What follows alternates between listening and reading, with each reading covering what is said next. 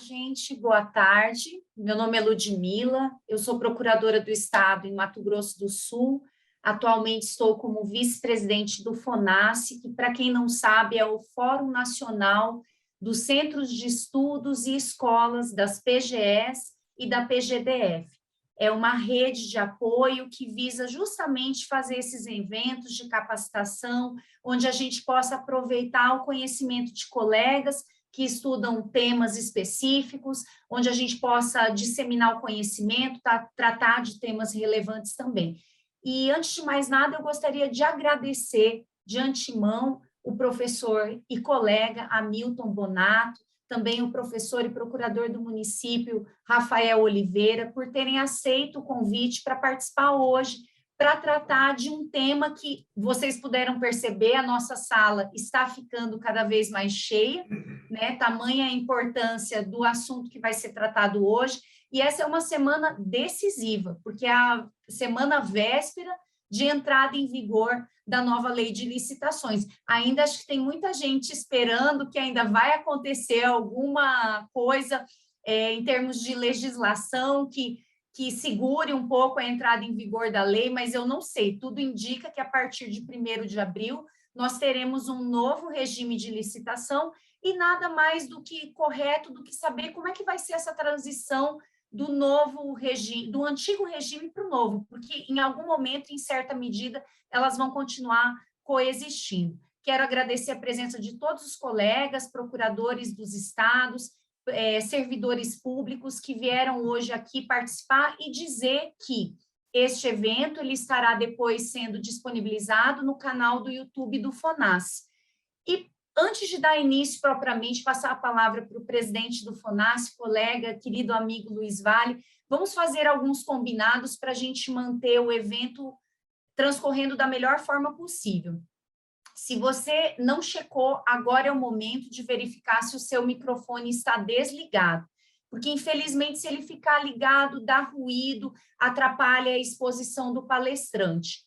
Então, é isso. Quero agradecer a todos, desejar um ótimo evento, passar a palavra para o querido amigo Luiz Vale. Parabéns pela iniciativa, por ter pensado nesse evento e só pela casa cheia que hoje nos fez abrir até mais inscrições, nos mostra como é um tema muito relevante. Obrigada a todos, um ótimo evento para todos nós. Muito obrigado, minha querida amiga, é um prazer dividir neste momento a presidência do FONASSE contigo, né? A doutora Ludmila é uma procuradora de Estado brilhante, que inclusive tem tocado uma grande iniciativa na Procuradoria-Geral do Estado do Mato Grosso do Sul, né? Nós teremos em breve a disponibilização de um curso, né, para tratar dos aspectos das inovações da Lei 14.133/2021 na plataforma da escola da PGE do Mato Grosso do Sul. Portanto, né, muito me orgulha estar ao seu lado neste momento, né, dirigindo as atribuições do Fórum Nacional dos Centros de Estudos e Escolas das PGEs e da PGDF. Bom, nós agradecemos de antemão a presença de todos vocês que estão aqui hoje. Este evento tem por objetivo discutir esse regime transicional entre, né, saindo um pouco da Lei 8.666, da 10.520, né, da própria lei do RDC, para passarmos a trabalhar, né, de alguma maneira, de forma exclusiva com a Lei 14.133, a nova Lei de Licitações e Contratos, né, que tem por objetivo, de alguma forma, aperfeiçoar o sistema de contratações públicas, e aqui nós estamos, né, temos a felicidade de contar com 2 dos maiores especialistas em âmbito nacional, né, no regime jurídico de contratações públicas, né, o professor Hamilton Bonato e o professor Rafael Oliveira, 2 queridos amigos, e, como eu disse, 2 grandes nomes que têm engrandecido os debates, né, acerca da modificação do regime de contratações públicas, né? Por essa razão, o Fórum Nacional dos Centros de Estudos e Escolas das PGEs e PGDF, e também, né, este evento é organizado pelo FONASSE, mas em parceria com a Procuradoria-Geral do Estado de Alagoas, né, e também da Procuradoria-Geral do Estado do Espírito Santo. Nós agradecemos mais uma vez a participação de todos, registro aqui a presença de grandes amigos, de procuradoras, procuradores, servidores, estagiários. É um prazer tê-los conosco e eu vou fazer de licença, né, para cumprimentá-los na pessoa da nossa querida amiga Leila o ELAR do Estado do Paraná, que está aqui conosco, uma exímia professora, chefe do Centro de Estudos da PGE do Paraná, a quem aqui eu vou saudar todos os presentes, na pessoa da querida amiga Leila. Também agradeço o apoio que nos foi ofertado pela Procuradora-Geral do Estado de Alagoas, doutora Sâmia Suruagi, pela Procuradora-Geral do Estado também do Mato Grosso do Sul. Agradeço muito o apoio, né, e o incentivo para a realização deste evento. Sem mais delongas, eu vou agora apresentar o primeiro palestrante da tarde de hoje, porque, na verdade, a gente fez uma divisão, né? O professor Rafael Oliveira vai tratar dos aspectos gerais desse regime transicional. Depois nós teremos a honra de ouvir o professor Hamilton Bonato abordando alguns aspectos relacionados principalmente, né, à parte de contratações envolvendo obras públicas, né? E vou apresentar o professor e querido amigo Rafael Oliveira, coautor também de alguns trabalhos junto comigo. O professor Rafael Oliveira, que inclusive é procurador do município do Rio de Janeiro, então colega de advocacia pública, né? Pós-doutor pela Fordham University School of Law, em Nova York, né? Doutor pela UVA do Rio de Janeiro, mestre também pela Rio de Janeiro, enfim, um grande nome do direito administrativo brasileiro. Nós estamos, como eu disse, com dois grandes nomes do direito administrativo, e ambos escrevem especificamente sobre a temática de licitações e contratos administrativos, e o professor Rafael Oliveira vai iniciar os nossos debates, as nossas discussões. Meu amigo, a palavra está contigo. Muito obrigado mais uma vez em nome do FONASSE, da PGE de Alagoas e da PGE do Mato Grosso do Sul, e, por que não, de todas as procuradorias do país, da advocacia pública do país. Muito obrigado. Bom, obrigado. Boa tarde a todas e a todos. Primeiro, dizer que é um prazer estar aqui nesse evento, não só ao lado de grandes colegas da advocacia pública, mas também ao lado de um grande professor, que é o Hamilton Bonato. E o lado positivo de falar primeiro é que, se eu falar alguma besteira, o Hamilton me corrige depois, na sequência. Mas eu queria aqui agradecer o convite, né? Como eu disse, uma honra estar aqui, agradecer ao querido amigo, professor Luiz Vale, um grande irmão que a vida me deu e coautor de alguns artigos e trabalhos acadêmicos.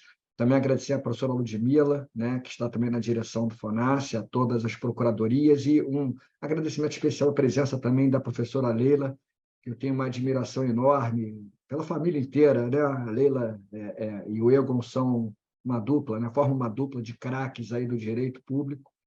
Então, quero agradecer também a presença de todos os servidores e servidoras das procuradorias estaduais que estão aqui presentes. E eu queria, então, trazer nessa minha fala uma visão geral da nova lei de licitações, ao mesmo tempo, alguns desafios que já estão sendo colocados há algum tempo e que agora, né, 1º de abril, esses desafios vão ser sentidos na nossa pele com a obrigatoriedade da aplicação da Lei 14.133 de 2021.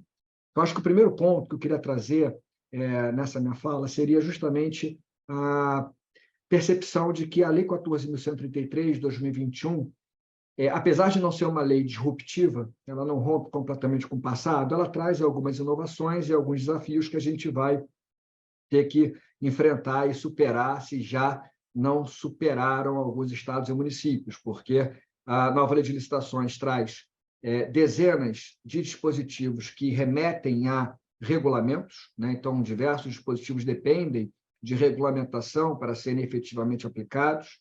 Vários desses dispositivos já foram objeto de regulamentação, outros ainda não foram. Então, esse é um desafio, e como a gente tem aí menos de uma semana para a obrigatoriedade da nova lei, provavelmente a nova lei ela vai se tornar obrigatória sem algumas regulamentações essenciais, né? Só para citar um exemplo, eu mencionaria aqui, em âmbito federal mesmo, a regulamentação do registro de preços, né? E a regulamentação do cadastro unificado, que é também outro desafio que a gente tem pela frente.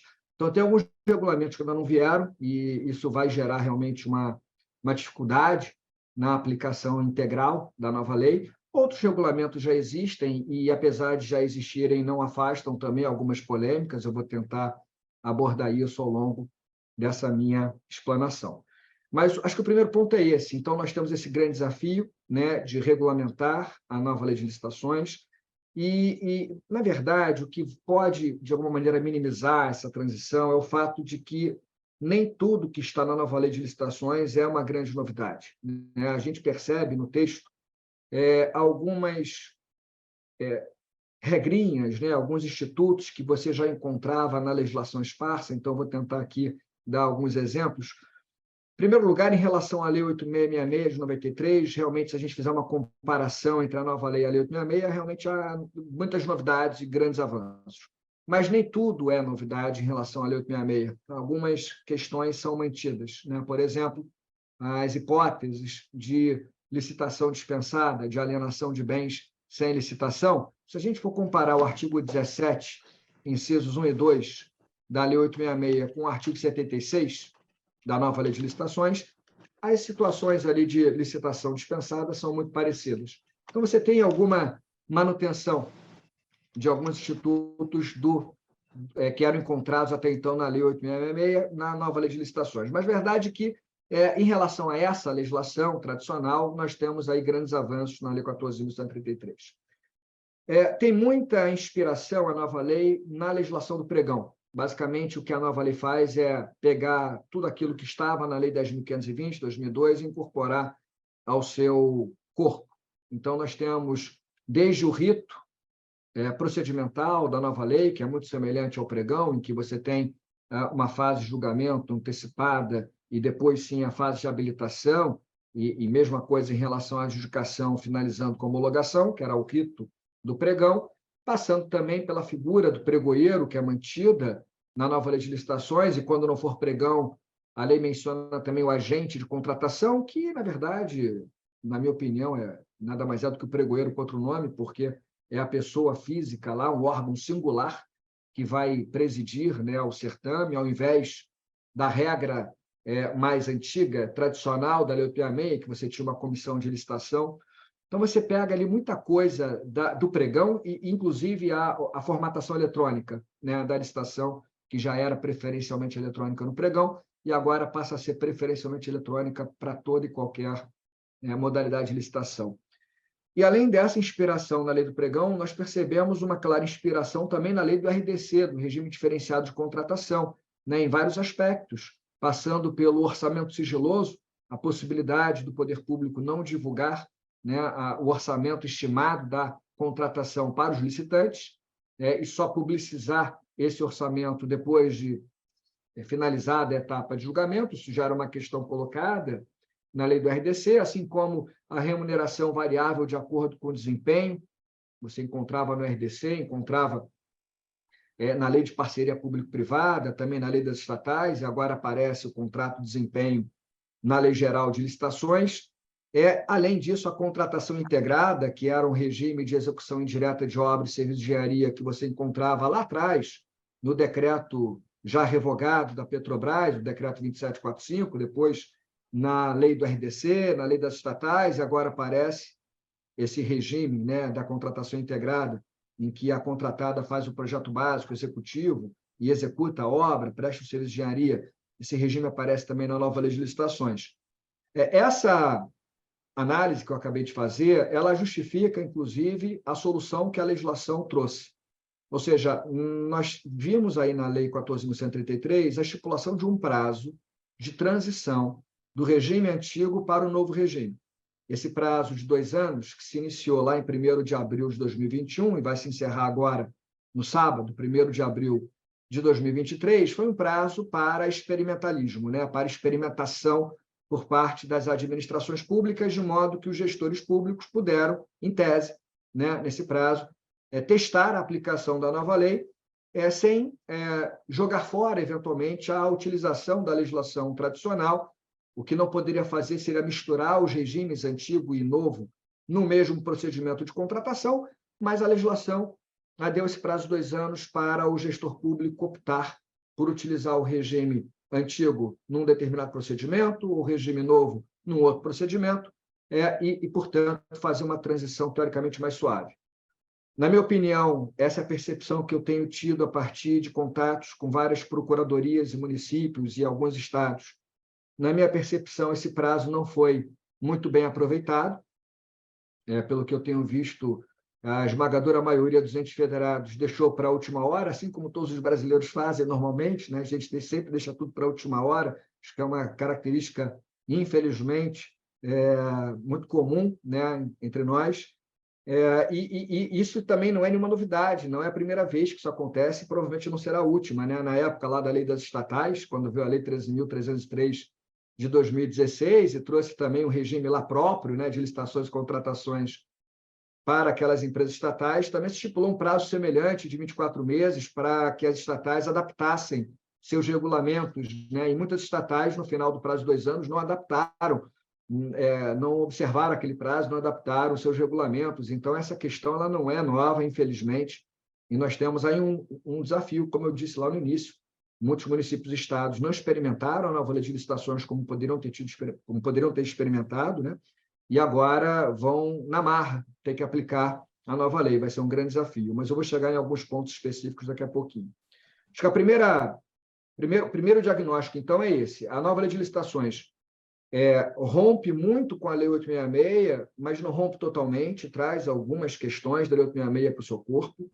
A nova lei ela se inspira muito fortemente na Lei do Pregão, na Lei do RDC, e ela vai, então, ao final desse prazo de 2 anos, agora no sábado, 1º de abril, se não houver a prorrogação desse prazo, né, porque tem tentativas, né, tem projeto de lei aí, já noticiado, tem já o boato de que talvez tenha uma MP para prorrogar esse prazo. Eu só vou acreditar quando aparecer, né, o ato publicado de prorrogação. Até lá eu estou trabalhando com a transição se encerrando agora no sábado, na verdade na sexta-feira, o último dia útil antes do prazo finalizar. Mas o fato é que a nova lei, então, está pegando tudo que ela entende como interessante dessas 3 leis que eu mencionei, né, incorporando no seu texto o que ela acha interessante, e ao final desse prazo, então, vai haver a revogação da Lei 866, da Lei do Pregão e da parte da licitação e da contratação da Lei do RDC. Não só uma inspiração nesses diplomas, mas se você for olhar com mais, né, atenção, você encontra até mesmo inspiração da nova lei em outras leis específicas que não estão ali mencionadas no seu texto, como, por exemplo, a lei das estatais, né, em que você tem a inspiração no valor da dispensa, muito claramente, quando se falou lá em R$50 mil ou R$100 mil, eram os valores colocados para a dispensa nas estatais, que, aliás, foram os valores colocados também para a dispensa de licitação durante a pandemia, nas contratações emergenciais. Então, esses valores não surgem do nada, eles têm lá uma inspiração na lei das estatais, alguma inspiração na lei de concessão de serviço público, né? Se a gente pegar, por exemplo, a incorporação do PMI, do procedimento de manifestação de interesse, que era um procedimento auxiliar muito comum nas concessões e que agora vai aparecer, né, na nova lei de licitações, e sem contar ainda, gente, com a incorporação e positivação de alguns entendimentos dos tribunais de contas, especialmente TCU. A gente vê ali, em várias passagens da nova lei de licitações, uma inspiração nos entendimentos consagrados nas cortes de contas, né? Para dar um exemplo, quando a nova lei de licitações trata do pregão e diz que não cabe pregão para obra, mas cabe pregão para serviço comum de engenharia, isso era já o entendimento lá consagrado na súmula 257 do TCU, e também já era o entendimento consagrado em decreto federal que regulamenta o pregão eletrônico. Então, o que eu quero chamar a atenção nessa minha primeira pontuação é que a lei de licitações, a nova lei, ela não é disruptiva, ela não rompe completamente com o passado, ela traz inspirações a partir dessas leis específicas que eu acabei de indicar, inclusive também jurisprudência do TCU, mas, apesar de não ser disruptiva, ela traz algumas novidades importantes, ela avança, na minha opinião, positivamente em relação ao regime tradicional de licitações, ela tem, na minha opinião, mais aspectos positivos do que negativos. Me parece que é uma lei, no campo abstrato, melhor do que a legislação anterior, mas é claro que tudo depende de como esse diploma vai ser aplicado na prática. Então, isso é para justificar uma expressão que eu utilizei na época em que nós tínhamos o projeto de lei, antes, então, do nascimento efetivo da Lei 14.133.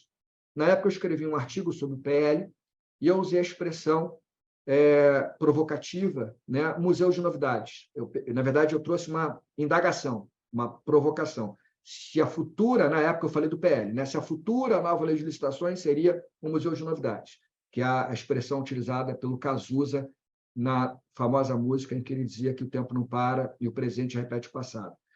Então, eu utilizei essa expressão provocativa para diagnosticar isso que eu acabei de apresentar. Vários aspectos colocados na nova lei foram retirados de leis que nós já conhecíamos. Mas a nova lei tem novidades. Ela não é toda ela, integralmente falando, aqui um museu de novidades. Ela tem algumas novidades, eu não falo só do diálogo competitivo, mas eu falo, né, de outras inovações que a legislação acaba incorporando e que eram pouco utilizadas nas contratações em geral, eventualmente em algum tipo de contratação envolvendo, por exemplo, concessão. Né? Então, acho que o Hamilton vai falar em algum momento de obra e seu engenharia, e aí a gente vê lá uma preocupação do legislador com esse problema grave das obras inacabadas no Brasil, e aí uma tentativa, né, de minimizar o risco de obra inacabada, por exemplo, com seguro-garantia, com estilo performance bond, em que você pode obrigar a seguradora a terminar a obra que não foi finalizada pela contratada. Então, tem lá alguns aspectos relevantes que a gente vai ver na nova lei de licitações. Então, não é só uma repetição do passado, mas, ao mesmo tempo, também não é uma lei disruptiva. Então, ela consagra muitos aspectos que nós já conhecíamos, traz algumas inovações e muitos desafios na mudança de cultura da administração pública, porque não é só uma nova lei.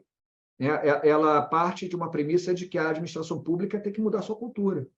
Né? Mudar sua cultura quando traz um olhar mais preocupado com a fase preparatória, com o planejamento das licitações e contratações, mudar a cultura em relação à fiscalização e gestão na execução do contrato, né? Mudar a cultura na segregação de funções para evitar sobreposição de funções durante a licitação e conflito de interesses. Então, isso tudo não é apenas, né, modificado a partir de uma canetada legislativa. É importante que haja realmente a intenção de mudar essa cultura, e aí é uma aposta. Esperamos, numa visão otimista, que isso aconteça. Bom, aí o meu segundo ponto aqui da minha fala é trazer as principais tendências, algumas das principais tendências que a nova lei consagra. É muito difícil resumir uma lei que tem 194 artigos, vários parágrafos, incisos, alíneas. É uma lei com cara de código, parece um grande código de contratação pública, traz conceitos, traz princípios, objetivos, regras de procedimento, regras materiais de conteúdo, e é muito difícil resumir, mas eu vou tentar aqui trazer as 6 grandes tendências que eu vejo consagradas ali na nova lei. Primeira tendência é a tendência do planejamento, uma preocupação mais forte com o planejamento estatal na hora de licitar e na hora de contratar. Alguns, quando vê a nova lei, né, lá 1º de abril de 2021, alguns destacaram novos princípios lá no artigo 5º da nova lei, dentre eles o princípio do planejamento. O princípio novo do planejamento. Na verdade, o princípio do planejamento não é novo. Né? Está lá no Decreto-Lei 200 de 67, está lá no artigo 174 da Constituição. O problema é que o princípio do planejamento não era levado a sério na prática. Infelizmente, ele era esquecido, não era concretizado como deveria. E a Lei 8666 pouco tratava da fase preparatória da licitação e dessa etapa do planejamento. Né? Então, essa importância do planejamento ela não era levada muito a sério, nem na legislação, que tratava de licitação e contratação, nem na prática da maioria dos entes federativos, com raras exceções e honrosas exceções. Mas agora, na nova lei, não é só trazer um princípio do planejamento expressamente indicado, naquele rol que é meramente exemplificativo do artigo 5º da Lei 14.133. A nova lei, me parece, avança bem quando ela traz a concretização do planejamento.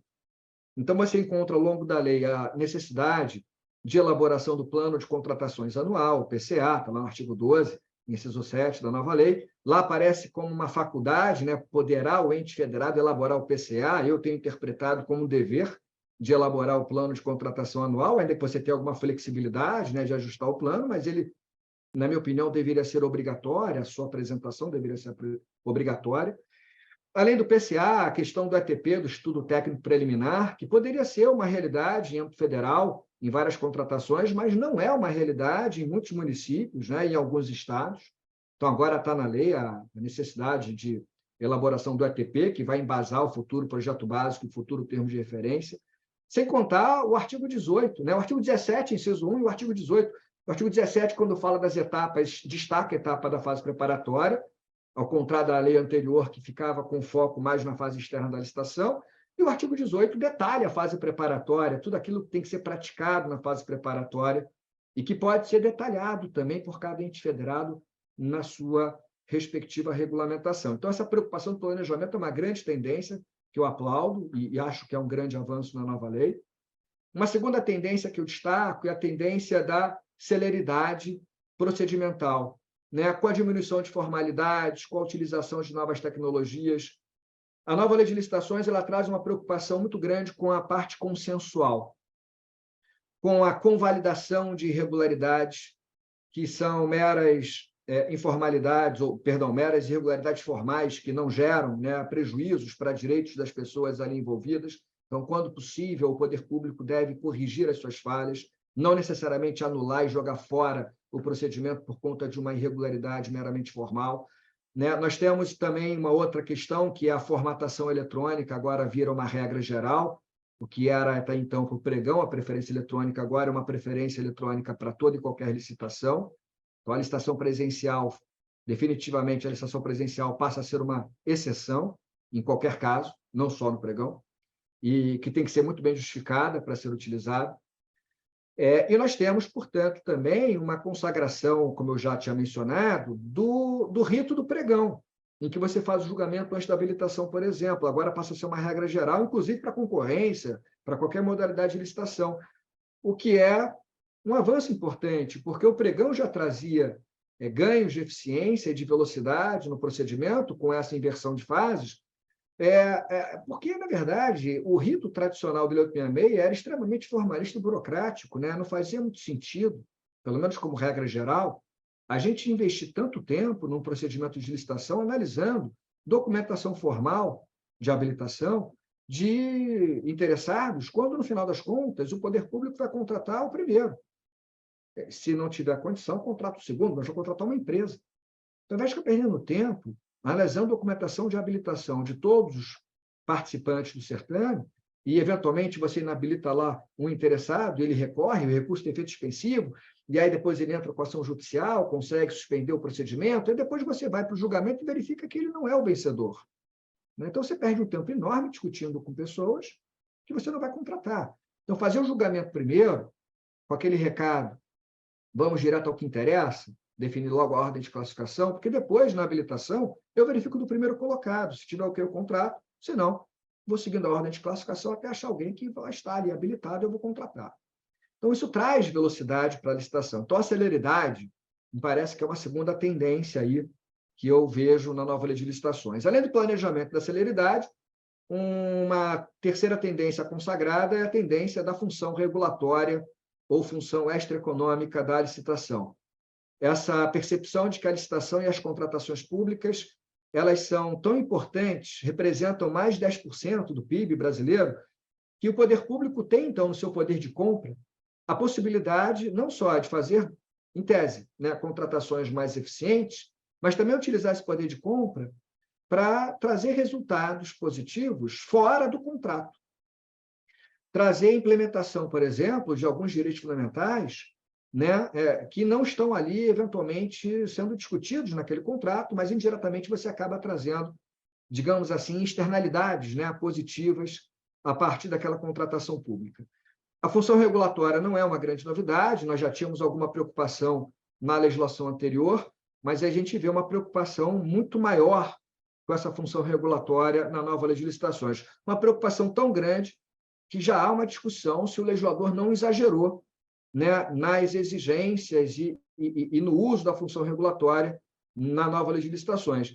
Mas o fato é que a gente tem vários exemplos, né? Por exemplo, a questão da contratação de empresas que tenham um número mínimo de empregados com deficiência na forma da legislação em vigor.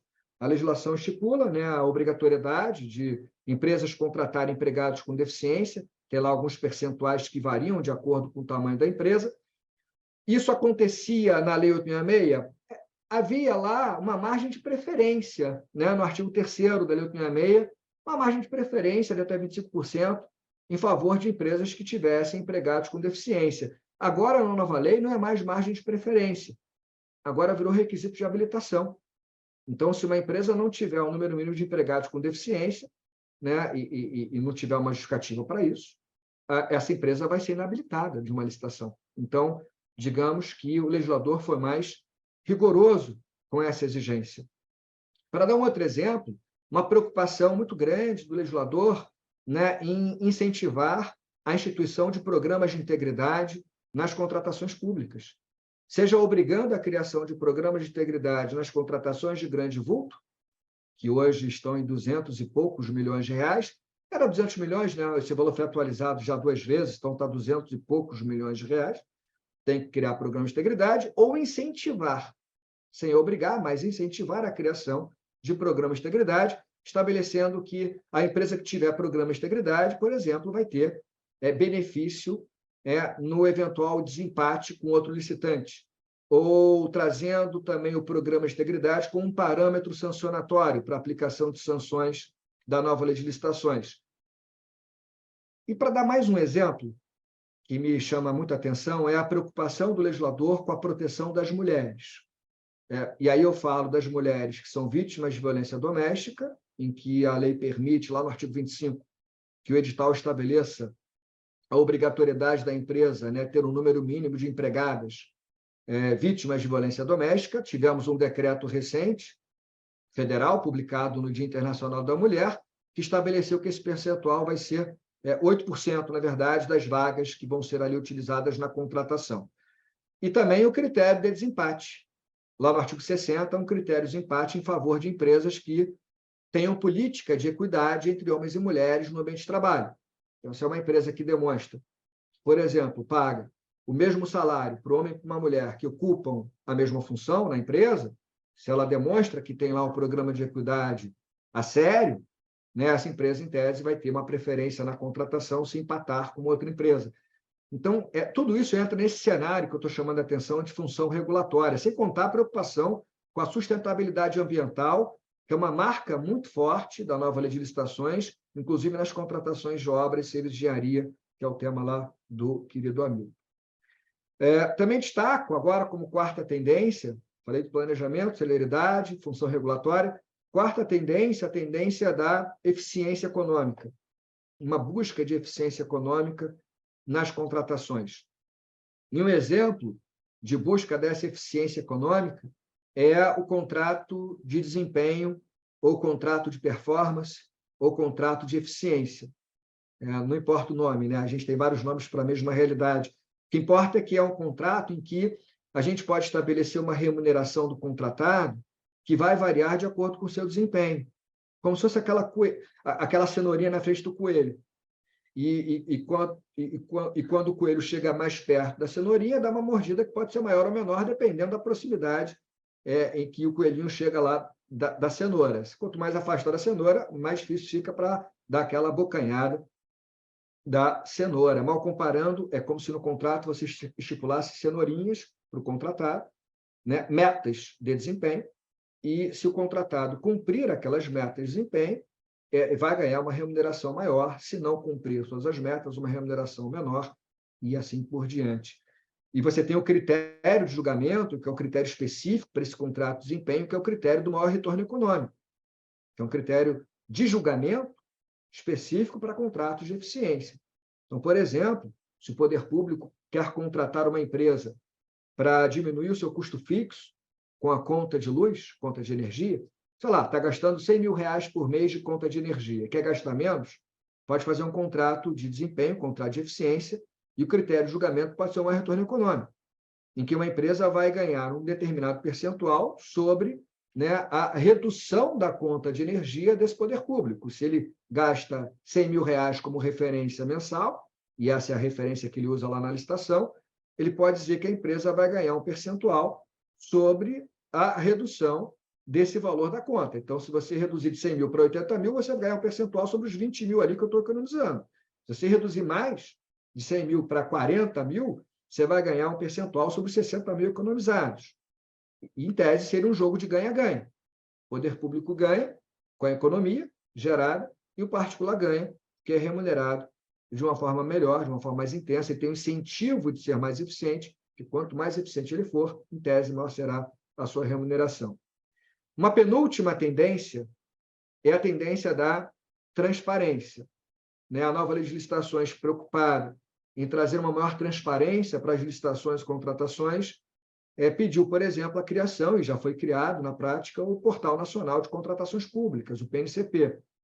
Então, a lógica do legislador é concentrar informações das licitações e contratações no único sítio eletrônico, no grande portal nacional de contratações, de forma a trazer transparência ativa, informações sem que haja necessidade do interessado bater na porta do Estado para pedir a informação, e não só uma transparência ativa, mas uma facilidade no acesso à informação, porque tudo estará centralizado no mesmo sítio eletrônico e estará lá à disposição de qualquer interessado. Então, basta você ter acesso à internet, de qualquer lugar do planeta, você poderá acessar o PNCP e ter acesso a uma informação específica que você pretenda ali naquele caso concreto, sobre uma licitação lá no estado de Alagoas, lá em Mato Grosso do Sul, lá no Paraná, aqui no Rio de Janeiro, onde quer que seja. E a última tendência que eu destaco é a tendência da governança e da integridade nas contratações públicas. Eu cheguei a mencionar rapidamente, menciono mais uma vez, que a Nova Lei ela se preocupa em incentivar a integridade nas contratações e estabelecer política de governança dentro da administração pública, quando fala, por exemplo, em linhas de defesa, lá no artigo 169, primeira linha de defesa, segunda linha de defesa, terceira linha de defesa, quando fala de controle, mas incentivar especialmente programas de integridade nas empresas. Então, como eu já mencionei, estou repetindo, se é uma contratação de grande vulto, a nova lei obriga a empresa contratada a criar o programa de integridade, em determinado prazo, sob pena de extinção do contrato e sanção da empresa. Se é uma contratação inferior a 200 e poucos milhões de reais, que é o que caracteriza como grande vulto, aí a lei não obriga, mas ela incentiva a criação do programa de integridade, dizendo para as empresas o seguinte: se você criar um programa de integridade, é melhor para você.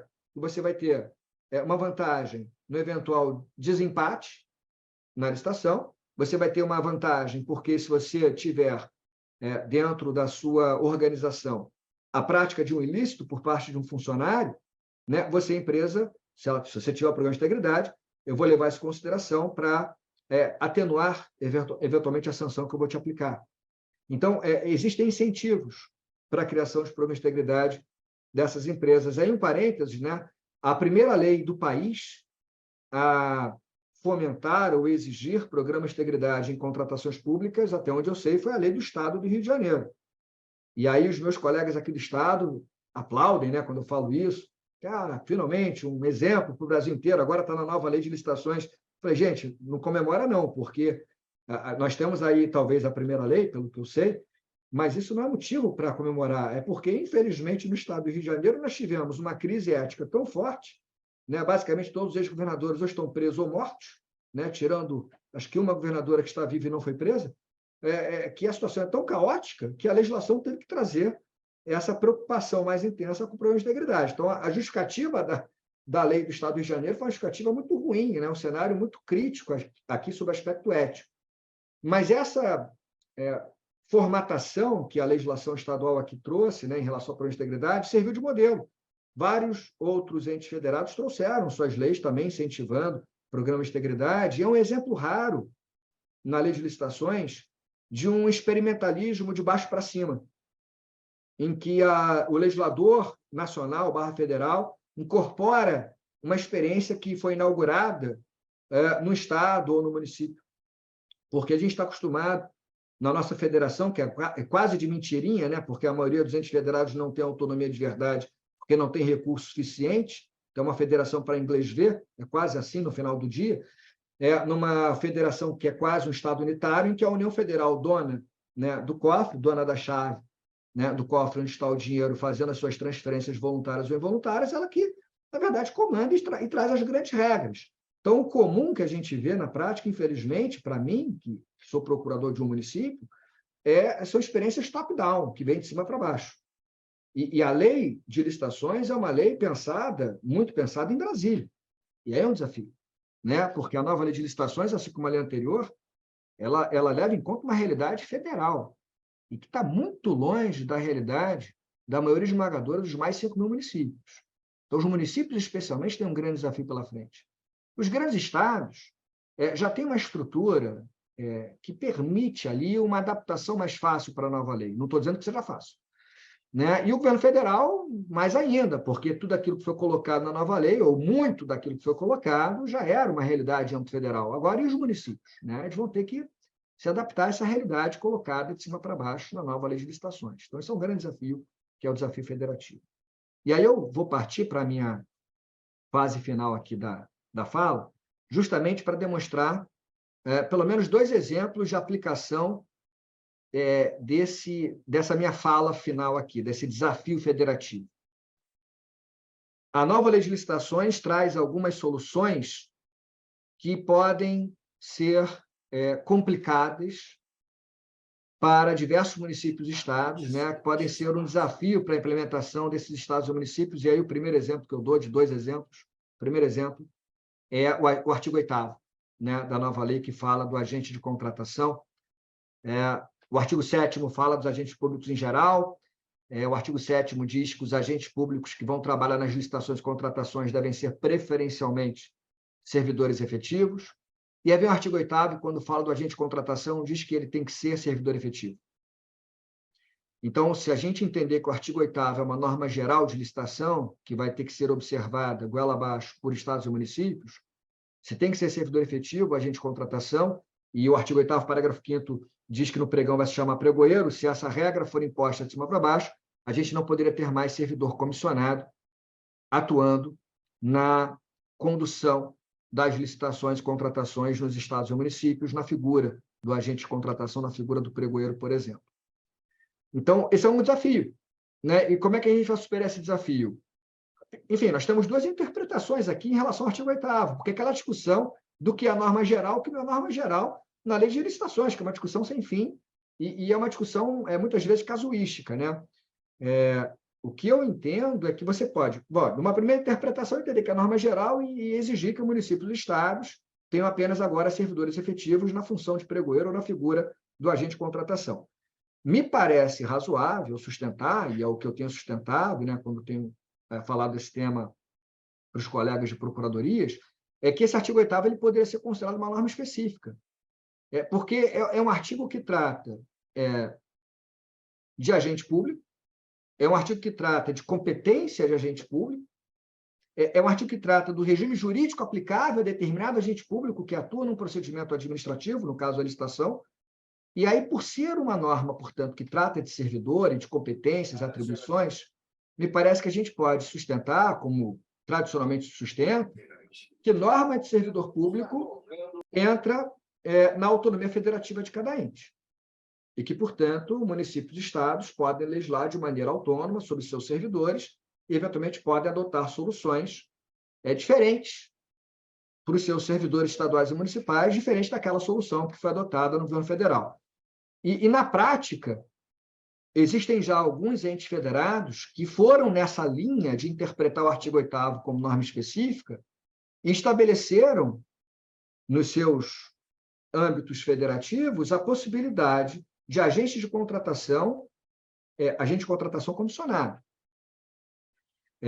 O município de São Paulo, o município de Niterói, aqui no Rio de Janeiro, para citar 2 grandes municípios da federação, com decretos próprios dizendo que o agente de contratação preferencialmente será servidor efetivo, preferencialmente, mas não necessariamente, abrindo a possibilidade para servidor comissionado. Então, essa é uma discussão e é um desafio, porque se a gente pensar em pequenos municípios, eu falei de 2 grandes municípios, né? São Paulo e Niterói. Niterói é um grande município aqui do Rio de Janeiro, para quem não conhece. São Paulo não precisa, né, de apresentação, é um dos maiores municípios que nós temos na federação.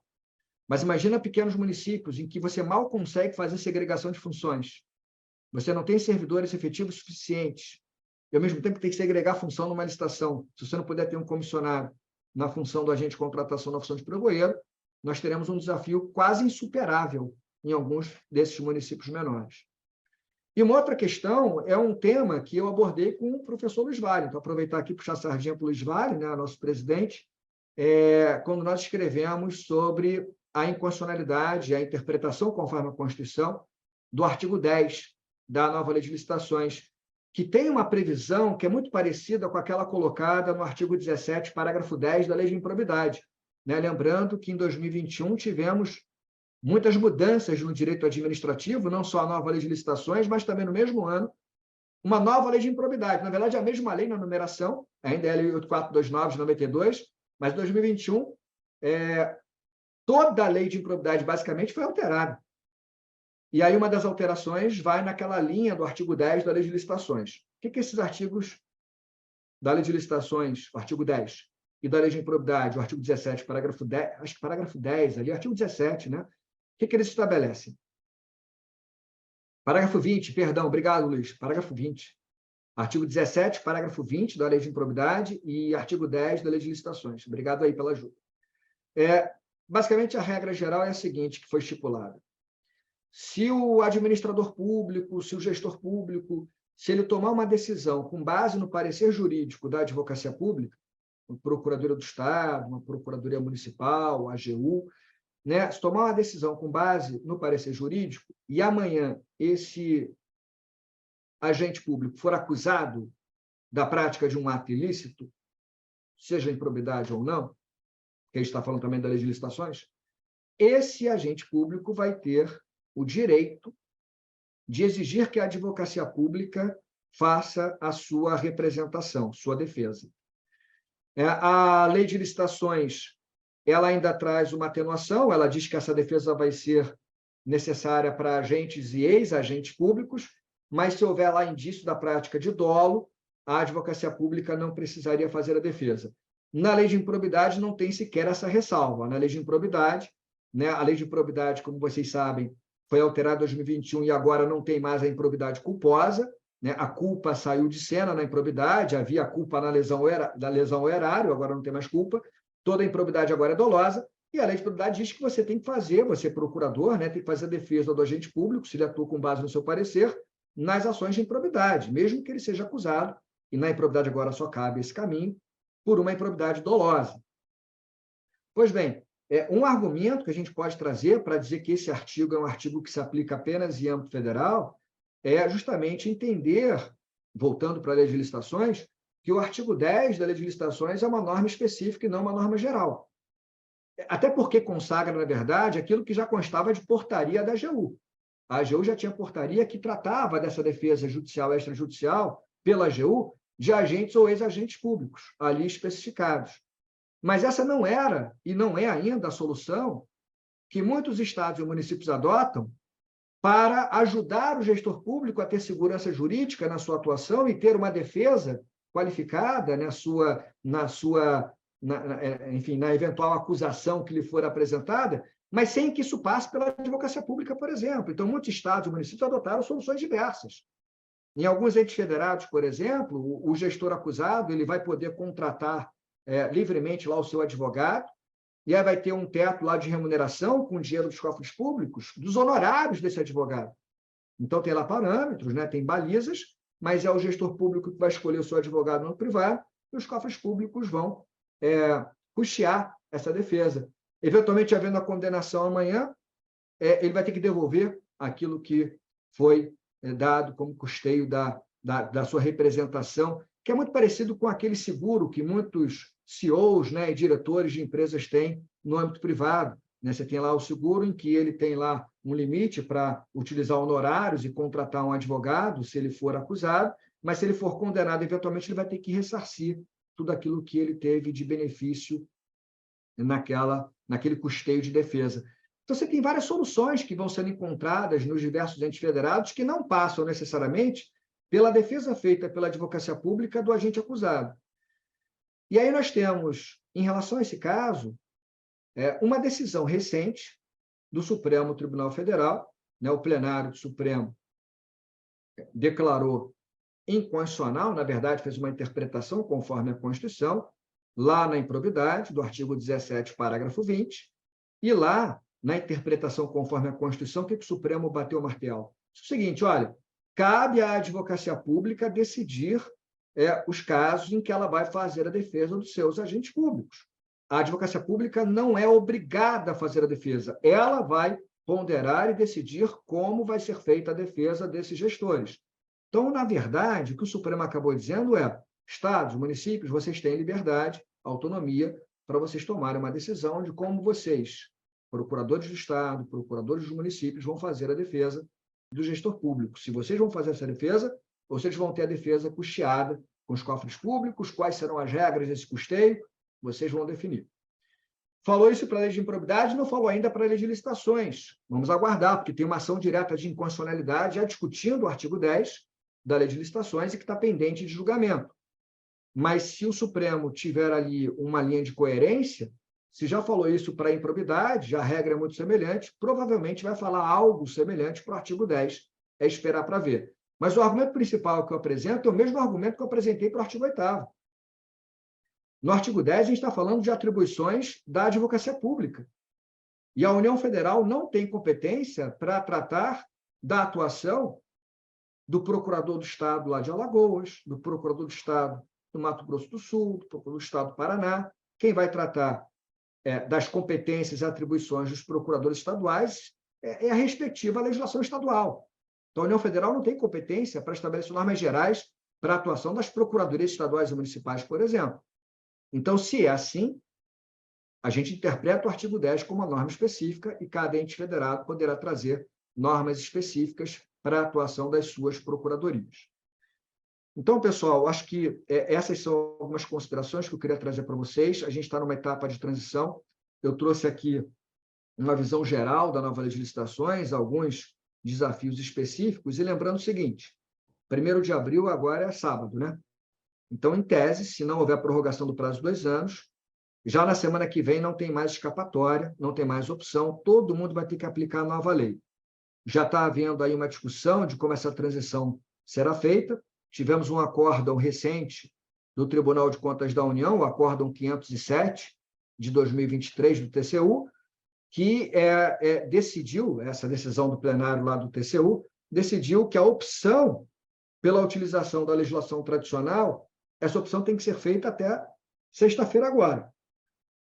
Então, se vocês têm ainda interesse em utilizar a Lei do 66, a Lei do Pregão e a Lei do RDC, e se vocês não quiserem contar com a sorte ou com apostas de eventual prorrogação de prazo, vocês têm até sexta-feira para, no processo administrativo, né, identificarem que vocês vão seguir aquele processo utilizando a legislação que vai ser revogada.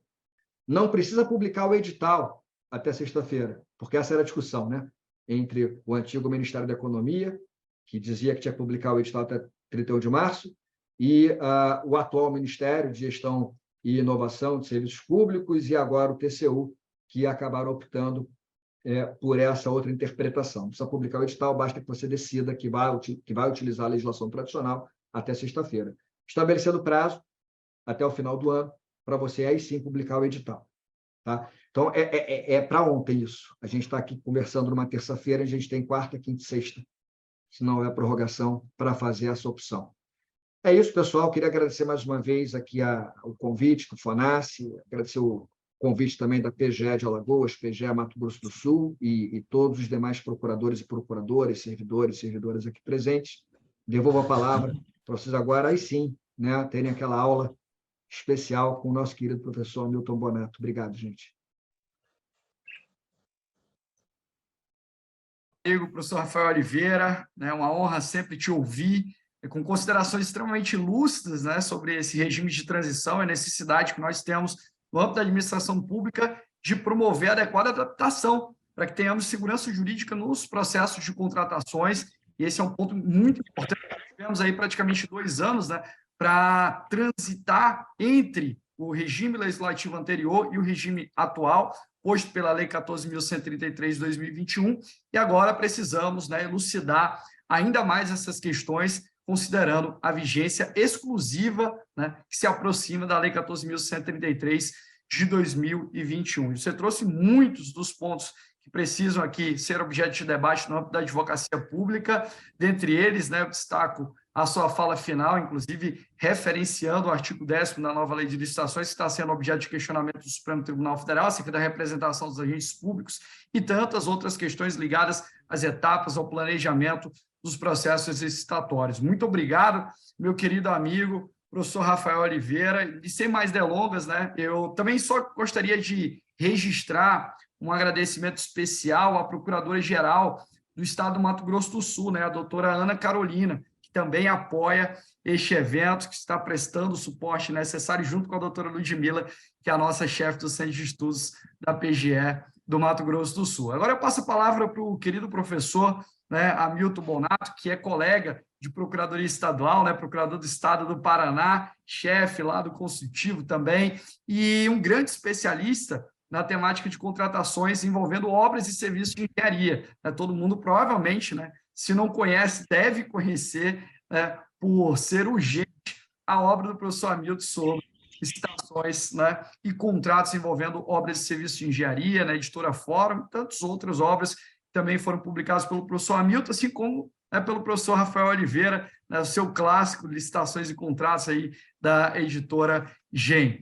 Bom, sem mais delongas, passo a palavra para o professor Hamilton, agradeço demais a disponibilidade, a atenção com o FONASSE, com a PGE de Alagoas, com a PGE do Mato Grosso do Sul.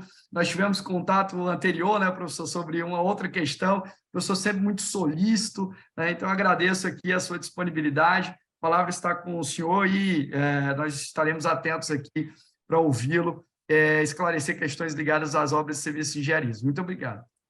Eu me agradeço, muito obrigado, Luiz Warley, pelo convite, muito feliz.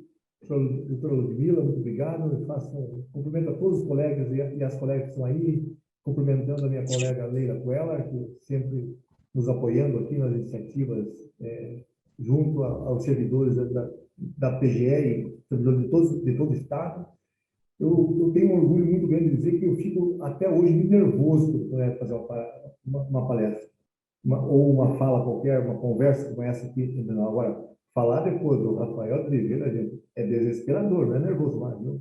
Muito bom, que maravilha, que didática, poxa, a gente tem que aprender essas coisas. Mas dá tempo ainda, só tenho 62, dá para aprender ainda, né? O meu negócio, então como bem falou o professor Luiz Warley, o negócio fala um pouquinho sobre obra de serviço de engenharia nessa nova lei. Eu gosto de fazer uma analogia, assim, entre a 8666 e as demais leis que serão revogadas daqui a 3 dias, com a 1483 é o seguinte: são 2 caixas de ferramentas, na verdade. A 8666 é uma caixa de ferramentas, uma caixa de ferramentas pequenininha, bem menor do que a caixa de ferramentas da 1433.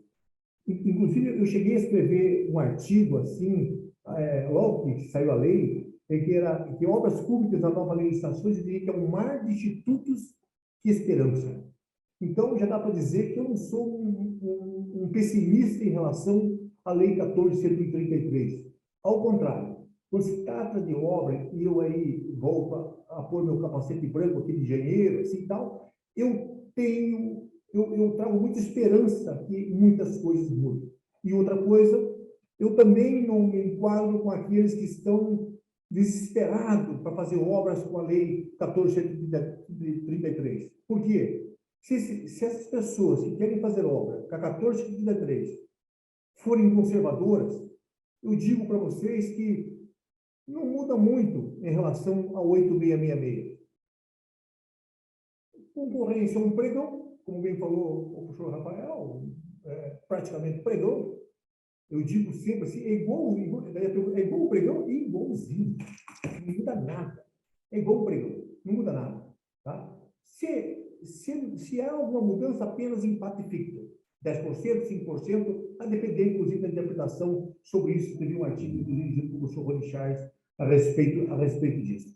Mas, se nós quisermos fazer obra com a Lei 14.133 de uma maneira conservadora, a única coisa que nós temos que fazer mais, e já deveríamos fazer com a Lei 866, mas não fazíamos, era o ETP, o Estudo Técnico Preliminar, porque lá na 866 também se exigia estudo técnico preliminar, mas não tinha um checklist, como a 1433 traz. Mas já havia lá no artigo 6º, né, tá, onde falava de projeto básico, que o projeto básico era fundamentado no ETP, como hoje diz também nessa nova lei. Então, a partir disso, eu posso dizer que, para aqueles que querem fazer isso de maneira conservadora, perfeito. Tá? Mas é possível fazer, não há problema nenhum só fazer o ETP. Agora, para aqueles que pensam, como diz o Belchior, né, que o passado é uma roupa que não serve mais, que precisamos todos rejuvenescer, aí não. Aí, gente, aí essa lei dá instrumento, dá ferramentas assim extraordinárias em relação à Lei 8666. Desde o conceito de obra, gente. Um pouquinho mais alto, o pessoal pediu para fazer só um ajuste aqui no áudio, disseram que está um pouquinho baixo. E olha que eu estou berrando, gente. Meu Deus do céu. É que eu sou na PGE, nem sempre é bom. Melhorou ou não? Melhorou? Você fala mais alto agora? Eu estou ouvindo bem. Eu estou ouvindo. É? Não sei se todo mundo está na mesma. Vamos ver. Estou falando bastante alto, vamos tentar. Tá? Então, como eu estava dizendo, desde o próprio conceito de obras, já mudou, foi ampliado. Aquela ideia de que obras era toda construção, reforma, ampliação, tal, fabricação, reconstrução. Agora, esse conceito mudou e mudou para ampliar o conceito de obra. Por exemplo, toda reforma era obra. Agora não. Agora, só se a reforma for substancial. E isso, gente, isso é muita coisa, especialmente para aqueles que utilizam sistema de registro de preço para serviços de engenharia. Porque o conceito de serviço de engenharia agora é um conceito residual. Primeiro você vê se a obra, isto é, se novo espaço físico, primeira coisa, ou se a alteração, mesmo no novo espaço físico, é substancial. Isso amplia muito as possibilidades de fazer registro de preço para serviços de engenharia. Só aí já é algo extraordinário, né? A lei traz também 2 tipos de obra que não trazia antes, gente. Antes, obra era obra. Agora tem obra comum e obra especial. Em que pese, a meu ver, por uma falha do legislador, foram omitidos esses conceitos. Digo que eu vejo que é um esquecimento do legislador, porque se ele conceituou o que é serviço comum e serviço especial, logicamente era natural que também conceituasse obras comuns e obras especiais, obras comuns e obras especiais. E elas existem. Tanto existe que lá no artigo 55, o prazo para para obras comuns e serviço comum 10 dias úteis, e para obras e serviços especiais é outro, 25 dias úteis, né? O prazo para a apresentação de proposta. Traz o ETP. Gente, fenomenal.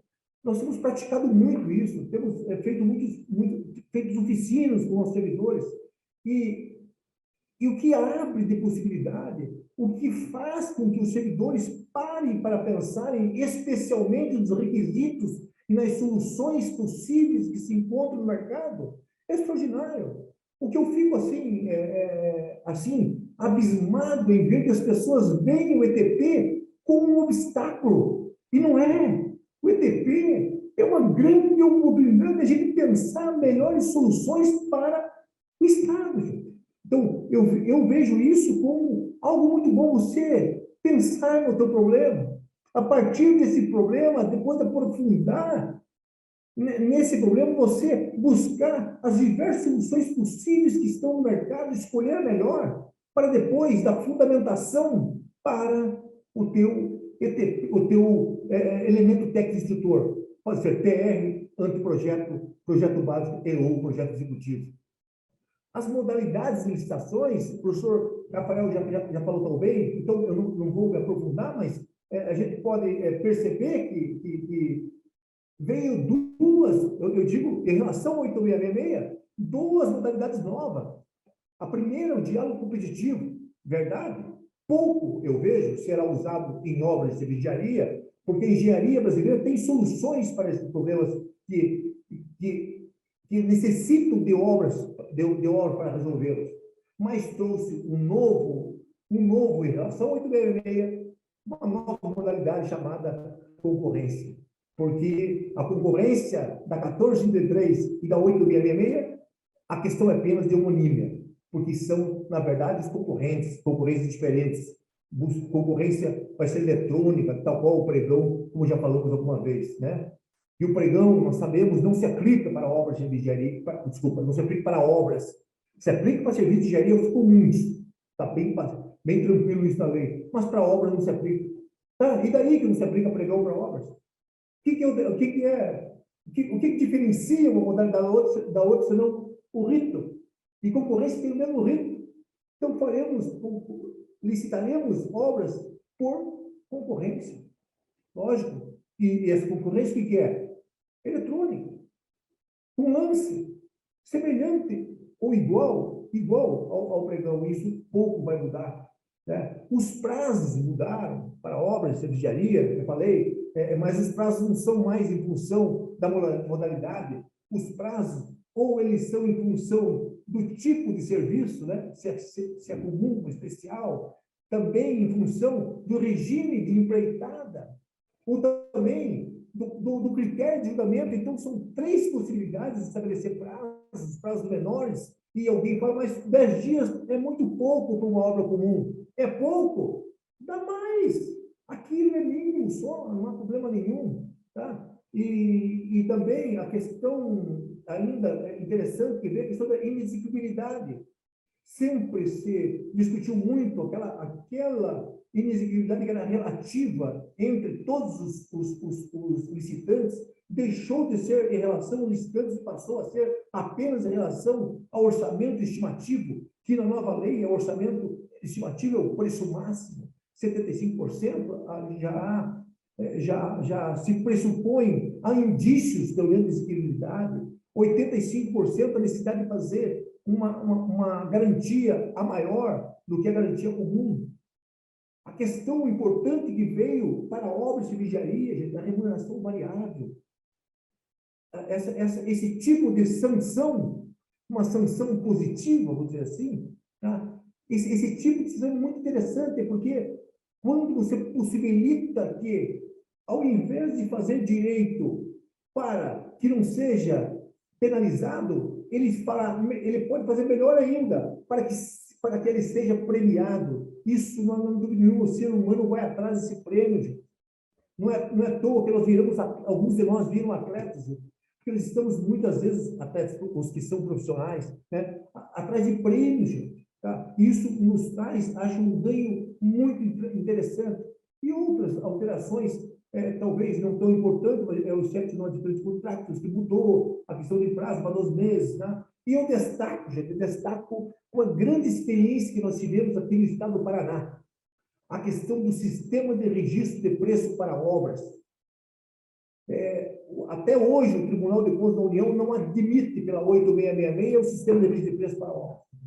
Em que pese haver grande parte da doutrina defendendo isso, cito aí o Marçal Justin Filho, o Jacobi, o Rony Charles, quem mais? João Libur, vários outros, Edgar Guimarães, vários outros colegas defendendo, mas há sempre em relação ao 86 impossibilidade, como se houvesse impossibilidade técnica, que não há. Foi falta de conversa do direito com engenharia e arquitetura. Lógico que tanto há que a lei dos estatais já permite. Antes, a lei do RDC também permitia, nós mesmos construímos aqui no estado do Paraná 441 bibliotecas, com registro de preço, com economia enorme, com eficiência extraordinária, 198 bibliotecas públicas nos municípios, obras, e mais, com as ferramentas que nós temos, ainda podemos fazer registro de preço com elementos técnicos totalmente diferentes. Podemos pensar de dar um projeto básico e fazer empreitada preço global, dar um projeto básico e fazer a semi-integrada, ou fazer registro de preço. Assim eu vejo essa possibilidade. Eu acho que nós temos que enxergar isso nessa nova lei.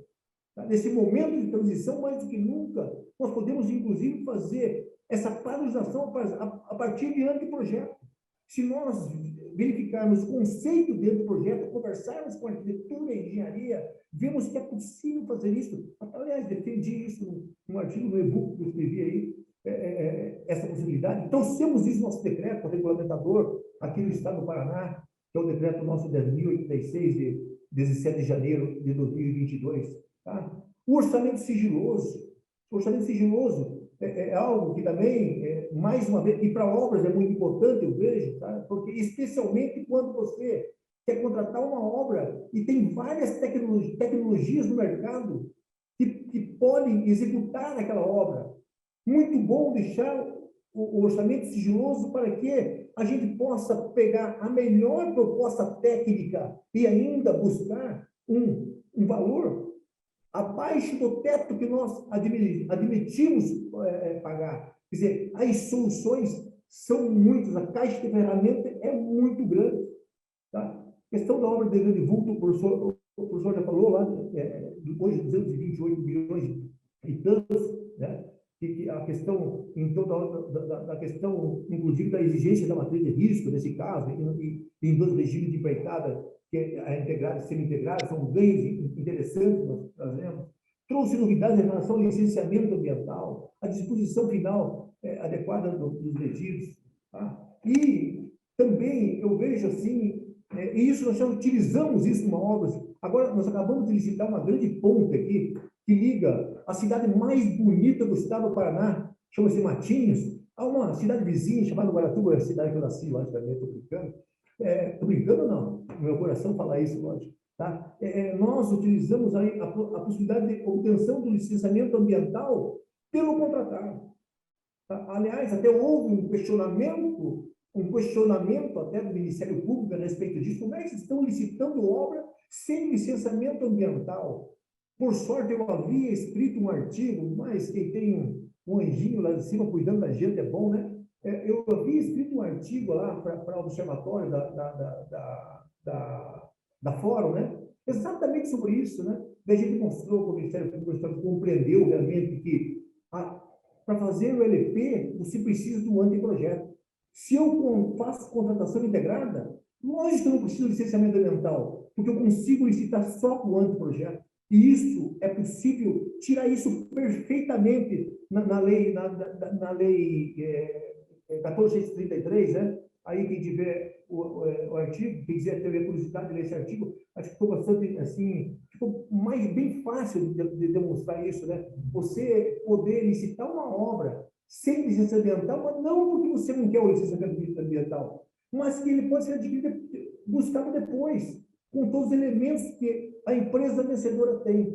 Ela vai buscar esse licenciamento ambiental, é possível, né? Então, essa aí também traz, né? A preocupação importante em termos de obras de engenharia que eu vejo em relação ao meio ambiente. Lá no artigo, se eu não me engano, desculpe, acho que 45 da nova lei, 45, acredito, da nova lei, quando ele trata da disposição adequada dos resíduos, da mitigação dos condicionantes de compensação ambiental, da utilização de produtos e serviços que favoreçam a redução de consumo de energia, quer dizer, avaliação do impacto de vizinhança. Quer dizer, essa lei, gente, ela permite, e eu vejo que ela exige que nossas obras tenham sustentabilidade, sob diversos critérios, gente. Sustentabilidade não só econômica, ambiental, mas também cultural e política também. A necessidade de conversar com os stakeholders, conversar com os interessados, onde você vai fazer uma obra. Então, logicamente que isso amplia, tá? O professor Rafael falou também a questão do step right, né? Aquela possibilidade da seguradora assumir a obra, né? Esse seguro garantia, para mim, depois que as seguradoras estiverem, o mercado de seguros estiver apto a isso, que eu vejo, pelo menos eu tenho enxergado e perguntado e pesquisado, ainda não é o momento, mas você ter essa chamada cláusula de retomada, especialmente para grandes obras, vai ser muito interessante. Porque nós teremos uma seguradora, a semelhança que nós vemos em alguns países europeus, especialmente nos Estados Unidos, a seguradora sendo corresponsável por aquela empresa para a qual ela tem seguro. Então, ela tendo a opção de ela executar a obra, ficar isento de pagar a importância segurada, ou se ela não executar a obra, quer dizer, não subcontratar, porque ela não é consultora, evidentemente, e executar a obra, ela daí deverá pagar a importância segurada. Isso, para mim, com o tempo, vai ser extremamente importante. Vai encarecer, mas conforme a obra, vale a pena, às vezes, pagar mais, né? Em relação ainda aos contratos, o regime de empreitada, gente. Empreitada, nós tínhamos 4 regimes da 866. Olha a ferramenta que veio, olha o número de ferramentas maior. Tínhamos 4, agora temos 7 regimes de empreitada. Eu sou formado em engenharia em 1984. Talvez a maioria dos colegas que estão aqui sequer tinha nascido. A lei 8666, com a capacidade técnica que eu tenho, em que pese não executar obra já há algum tempo, há mais de décadas, eu participo de qualquer licitação. Por quê? Porque as obras do jeito que se fazia e do jeito que a Lei 866 exige, eu consigo participar de todas as obras. Agora, se eu utilizar, por exemplo, uma construção integrada, por exemplo, eu já teria dificuldade, porque tem tecnologia, porque a construção integrada permite internalizar tecnologias. Porque a construção integrada você pode pedir resultados melhores daquele. É para isso que se usa a construção integrada, para ter resultados melhores daquele que se tem tido. Porque se você quiser ter os mesmos resultados que você tem tido, você não vai usar a construção integrada. Você vai fazer um projeto básico e vai usar empregado para esse global, por exemplo. Então, esses novos regimes, tanto integrado como semi-integrada, e eu entendo também fornecimento e prestação de serviço associado, esses 3 regimes permitem isso. Quando a gente vê a iniciativa privada construindo hospital, como ocorreu agora no Covid, hospital não de campanha, hospital definitivo, em 33 dias, com qualidades superiores aos nossos hospitais que estão por aí, em termos de conforto térmico, conforto acústico, resistência e tal, e vários outros parâmetros. Tá? Em 33 dias, por quê? Porque quem nos contratou deu a liberdade de escolher a tecnologia que quisesse, o sistema construtivo que quisesse. E havia essa possibilidade na 8666? Não havia. Porque a 86 era assim, ó, 866, os 4 regimes. Está aqui um projeto básico, um projeto completo. Para quem ganhou a licitação, dizia, ó, está aqui o projeto básico. Execute igualzinho está aqui, em todos os regimes.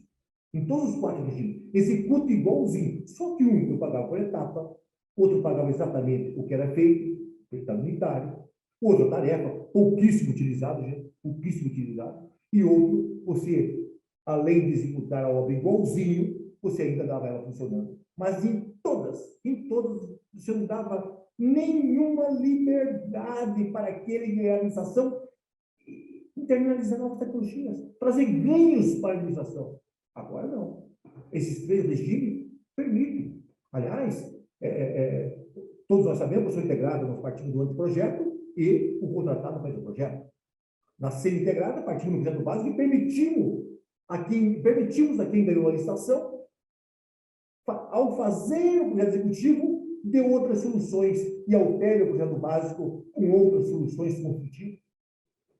Entendo também que o fornecimento e prestação de serviço associado, entendo eu, defendo isso, e vi um artigo da revista PGE aqui, coordenada pela professora Leila Cueva, que é possível, sim, você fazer fornecimento e prestação de serviço associado em que o edital, o anexo edital não é um projeto básico, mas um anteprojeto.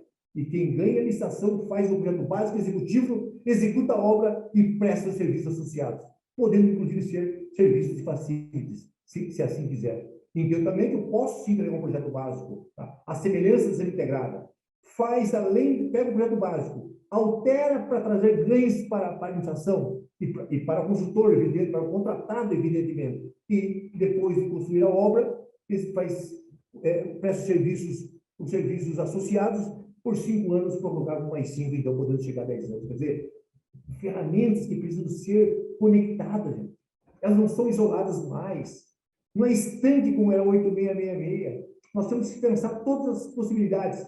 Ah, mas eu quero licitar amanhã. Eu fazer igual, faz igual 8666. Entra no projeto básico, você está igualzinho e pronto.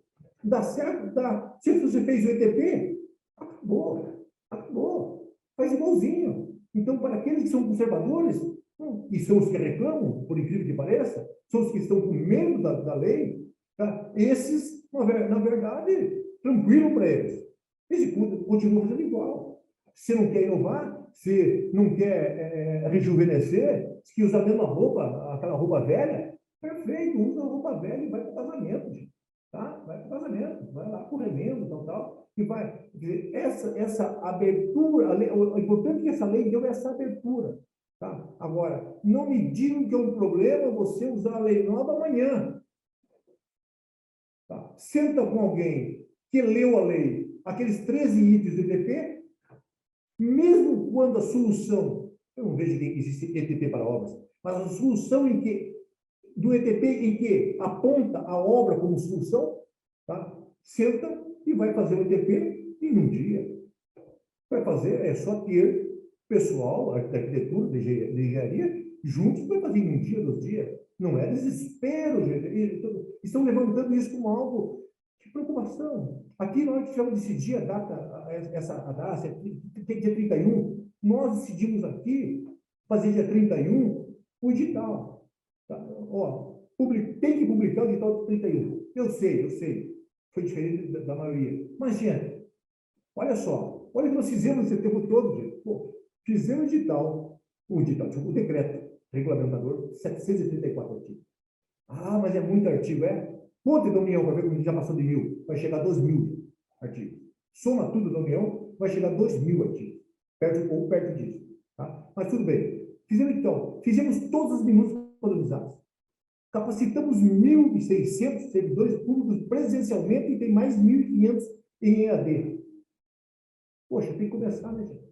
Tem que começar. Por isso foi a opção. Mas acho uma boa opção também, logicamente, a que foi dado primeiro para a AGU, naquele parecer em que meu grande amigo Rorichard foi o relator do parecer, o excelente parecer, né?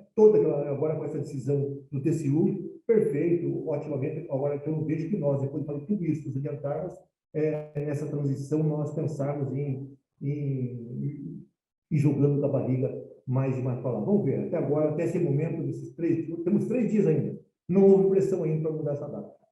Se houver, vamos brigar um pouquinho e se a gente perder, é só mais uma, né, gente? Faz parte. E uma outra grande coisa, aliás, hoje pela manhã eu tive assim, a honra de fazer o parecer de abertura de um grande evento que está tendo aqui no estado do Paraná, lá no prédio do Ministério Público do estado do Paraná, mas organizado pela Secretaria de Infraestrutura e Logística e pela Escola de Gestão, pela Universidade de Londrina, que é sobre o BIM, Build Information Modeling. Tá? Para mim, gente, eu aí elogiei várias coisas, várias ferramentas, mas no momento que nós utilizarmos o BIM, tá? Eu gosto muito de falar sobre esse assunto, inclusive com advogado, sabe? Porque a gente precisa ouvir a engenharia e a arquitetura, sabe? Por isso eu gosto que a gente atua na advocacia pública, a gente precisa colocar um ouvido para ouvir essas pessoas. Para mim, a grande vitória dessa lei em termos de obras de engenharia, aonde vai mudar, aí vai mudar, tá? É a utilização do BIM, o Build Information Modeling. O que é o BIM? Resumidamente, eu escrevi um livro sobre isso, então vou resumido mesmo, tá? Eu escrevi um livro chamado BIM para Obras Públicas, tá? Um singelo livro, tá? Mas o BIM você consegue adiantar cenários. Todos aqueles defeitos que você encontraria na obra, você encontra quando você faz o projeto. Então, o que é quando você faz um projeto hoje, esses sistemas tradicionais que a gente usa, que eu uso há muito tempo, porque a gente, eu falei, me formei em 84, né? Fazia projeto com lápis e tinta nanquim, quando me formei, né? A diferença é que, mesmo quando se usa o AutoCAD, né, que é uma prancheta eletrônica, quando eu desenho uma porta, é o desenho de uma porta. Agora, quando eu faço o BIM, uma porta, gente, não é o desenho de uma porta. Uma porta é uma porta. Ela tem informações, tem peso, tem cor, tem dimensões, ela tem preço, tem tudo, dimensões. Então, o BIM, você faz o quê? Você constrói a obra digitalmente, virtualmente construída. Todos os defeitos possíveis você descobre. Quando você publica o digital, os defeitos já foram corrigidos antes. Não é mais o coitado fiscal que vai resolver esse problema. Não é mais aqueles aditivos, aquelas brigas de aditivos. Então, eu vejo que o BIM é uma das grandes vitórias que nós, do direito, temos que perceber isso. Nós temos que perceber que o BIM é uma das grandes conquistas que essa lei trouxe. E a gente espera que isso seja muito utilizado, porque é a grande saída. E o artigo 19, no parágrafo 3º, diz, tá, que nós devemos usar preferencialmente o BIM. E eu entendo, tá? Eu entendo que preferencialmente, gente, eu entendo lógico, acredito que todos nós entendemos, não é facultativamente. Quando você dá preferência, você faz algo em detrimento do outro. Então, se nós não utilizarmos o BIM, nós vamos ter que justificar. E essa palavra, preferencialmente, está espraiada por aí. Está espraiada porque tem, parece que 13 vezes na nova lei 14.233.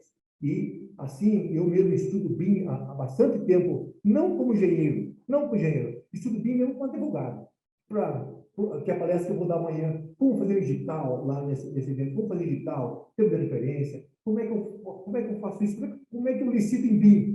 É isso que eu tenho, assim, me dedicado um pouquinho, já que da engenharia hoje estou bem mais longe, estou, lógico, grudado e me apaixonei pelo direito e a engenharia virou apenas um apoio, né? Mas na hora que nós aprendermos isso, essa grande vantagem que trouxe a lei e começarmos a aplicar, não há dúvida nenhuma. Eu fico muito feliz, por exemplo, nesse tempo que a OAB do Rio de Janeiro me convidou para uma palestra de BIM.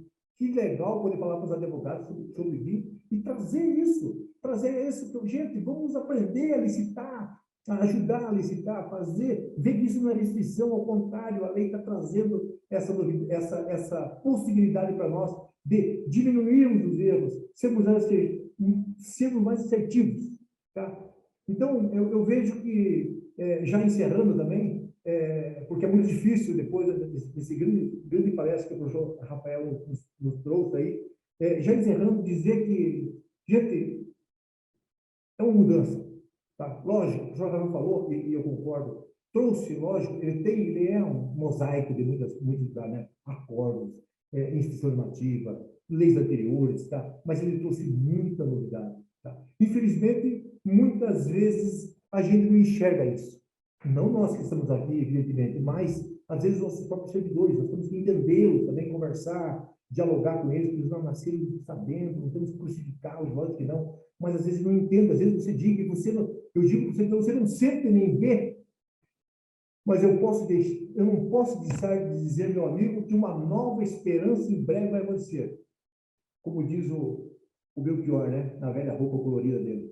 O que há algum tempo era jovem, novo, hoje é antigo. E precisamos, todos nós aqui, rejuvenescer. Obrigado, fica à disposição. Tá? Fica à disposição, qualquer dúvida.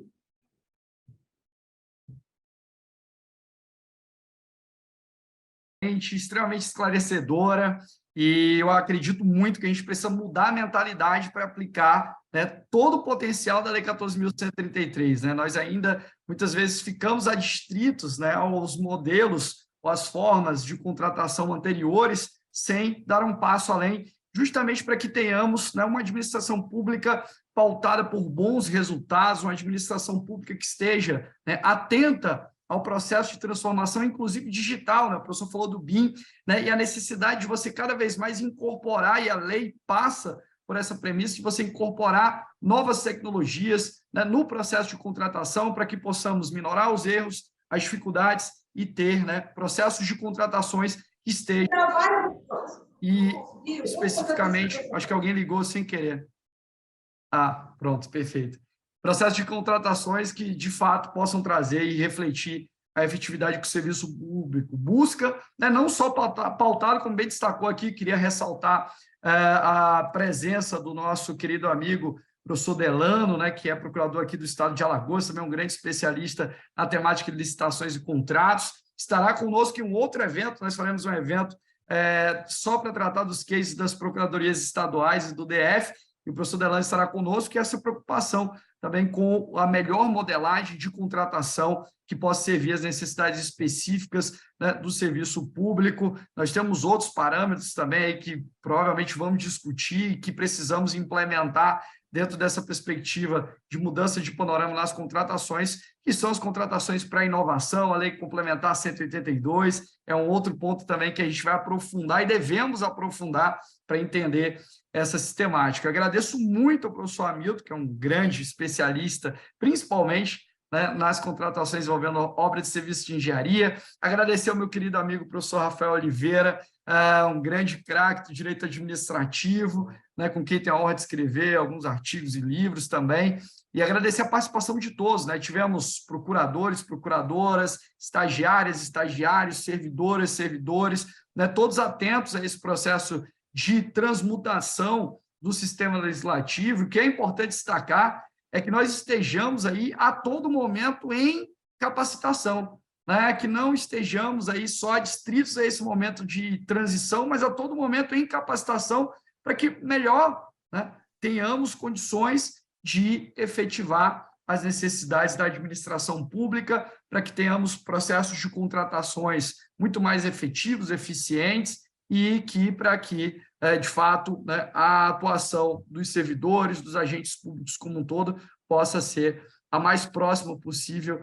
né, de uma perspectiva de uma boa administração pública. Eu agradeço demais ao professor Hamilton Bonato, ao professor Rafael Oliveira, dispuseram de um tempo que eu sei que é extremamente precioso, ainda mais nessa rotina de capacitações perenes, na iminência da vigência da 14.133, a vigência exclusiva da 14.133, e a gente agradece aqui em nome, né, de todas as procuradorias dos estados do país, da Procuradoria do Distrito Federal, né, porque a advocacia pública se engrandece sobremaneira, né, com a atuação do professor Hamilton, não só como doutrinador, mas também como procurador do Estado, e o professor Rafael Oliveira, não só como doutrinador, mas como procurador do município, né? Vocês são grandes referências para todos nós. Eu agradeço também, né, à Procuradora-Geral do Estado de Alagoas, à Procuradora-Geral do Estado do Mato Grosso do Sul, e não poderia deixar de registrar, né, o agradecimento à minha querida amiga, professora e chefe do Centro de Estudos lá da PGE do Mato Grosso do Sul, Ludmila, quem tem a honra de dividir, né? Na verdade, é uma coprodução, né? Não existe presidente e vice-presidente, é uma né, gestão do FONASSE neste momento, e agradeço também a todos os nossos queridos amigos que são integrantes desse fórum, que é um fórum que tem, né, principalmente viabilizado uma interlocução muito profícua entre a advocacia pública, com troca de informações e principalmente com a extensão, né, ampla nos mais diversos lugares do país para as capacitações não só dos procuradores, mas também dos servidores. Eu diria que o FONASSE, antes de tudo, é uma grande família, e uma família preocupada muito com a eficiência e a efetividade do serviço público. Passo a palavra para a doutora Ludmila para finalizar o nosso evento, registrando aqui meu grande agradecimento a todos que participaram, né? Muito obrigado. Obrigada a todos que ficaram conosco essa tarde. Eu queria reforçar que esse evento estará disponível no canal do YouTube do FONASSE nos próximos dias, e também gostaria de falar, como o Luiz pontuou no início do evento, que a Procuradoria-Geral do Estado de Mato Grosso do Sul está num processo de gravação de videoaulas sobre a nova lei de licitação. É um conteúdo que vai ficar disponibilizado na plataforma da Escola de Governo do Poder Executivo do Estado de Mato Grosso do Sul, disponível gratuitamente para todas as pessoas, basta fazer o cadastro. E a gente teve uma preocupação de escolher temas específicos, relacionados, por exemplo, inexigibilidade, outra aula só sobre dispensa, outra aula só sobre estudo técnico preliminar, e esse conteúdo ele foi gravado por procuradores do Estado que atuam, que militam na parte do consultivo, em atuações muito específicas nessas áreas da nova lei. E, inclusive, fica o convite aqui também para o professor Rafael, para o professor Hamilton, se de repente se interessarem, puderem também participarem desse projeto conosco num outro momento, para também deixar em registro essas videoaulas também. E quando isso acontecer, vocês tenham certeza que vocês saberão que o FONASSE vai divulgar por meio dos seus canais. Então é isso, muito obrigada a presença de todos, né? A gente se vê num próximo evento, então. Prazer em vê-los, uma ótima semana, e que, assim, não tenhamos surpresas até dia 1º de abril, até o início da vigência da lei. Até mais, uma ótima tarde a todos. Até mais. Obrigado, obrigado.